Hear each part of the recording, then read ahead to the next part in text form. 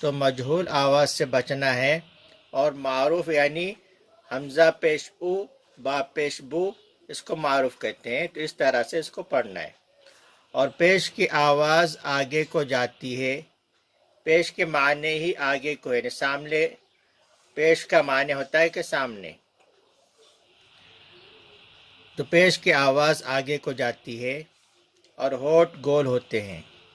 دیکھیے زبر کہتے ہیں اوپر، زبر کا معنی ہوتا ہے اوپر، اور زیر کا معنی ہوتا ہے نیچے، اور پیش کا معنی ہوتا ہے سامنے۔ تو پیش کی آواز آگے کو جاتی ہے اور ہونٹ گول ہوتے ہیں۔ بسم اللہ الرحمن الرحیم۔ حمزہ پیش او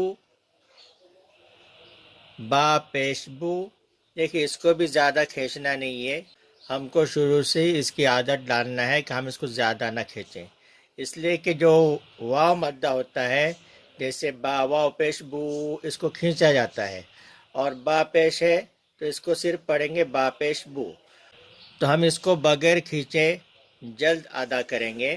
حمزہ پیش او با پیش بو تا پیش تو ثا پیش سو جیم پیش جو حا پیش حو خا پیش خو دال پیش دو ذال پیش ذو را پیش رو زا پیش زو سین پیش سو شین پیش شو صاد پیش سو ضاد پیش ضو طا پیش تو را پیش رو عین پیش عو غین پیش غو فا پیش فو قاف پیش قو کاف پیش کو لام پیش لو میم پیش مو نون پیش نو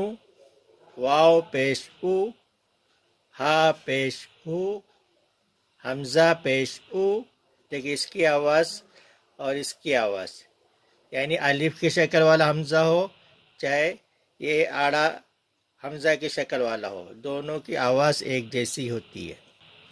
یا پیش یو یا پیش یو۔